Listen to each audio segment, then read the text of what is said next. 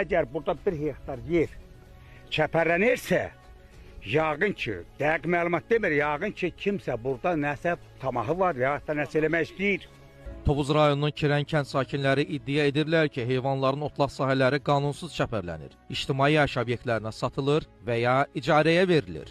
Onların iddialarına görə çəpərləmə işləri sürətlə davam etdirilir. Sakinlər bildirirlər ki, onların əsas məşğuliyyəti əkinçilik və heyvandarlıqdır. Otlaq sahələri olmasa, heyvan saxlamaları müşkilə çevriləcək. Gözümüzü tikdiyimiz biraz yerimiz var, onu da gəlib burada zəbt eləyirlər. Bizim hərəmizin bir inəyimiz, 2 inəyimiz var. O inəklər də burada otlayır. Bu örüslər əlimizdən gedəndən sonra biz nə qarmalıyıq? Orada bir kusok götürürlər, orada bir kusok götürürlər, orada bir kusok götürürlər, indi heç nə qalmır. Ora köhnə lager düşərgəsi olub. Hansısa məmur gəlib 3-4 hektarı birdən zəbt edib mənimsəyib. Bu torpaqlardan başqa bizim heyvanımızı otarılacaq otlaq sahəsi yoxdur. Bələdiyyənin fondunda olan torpaqları bələdiyyə yerli icra orqanları satıb, burada kimsə arıçılıq təsərrüfatı ilə bağlı, kafe, restoranla bağlı buraları setkalamaq istəyirlər.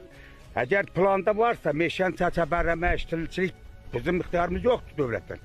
Biz xahiş edirik, sahəmiz işçilənməsin, burada hərəmiz bir inək sarı, onu sürünçək. Ekologiya və Təbii Sərvətlər Nazirliyi yanında Meşələrin İnkişafı Xidmətinin rəisi Ramik Əşrəfov Xəzər xəbərin sorusuna cavab olaraq bildirib ki, qeyd olunan ərazi 2 saylı Regional Meşə Təsərrüfatı Mərkəzinin Kirən Meşəbəyliyinin 16 saylı meşə dolayına aiddir. Hazırda ərazidə meşə bərpa tədbirlərinin həyata keçirilməsi məqsədi ilə torpaq hazırlığı işləri aparılır.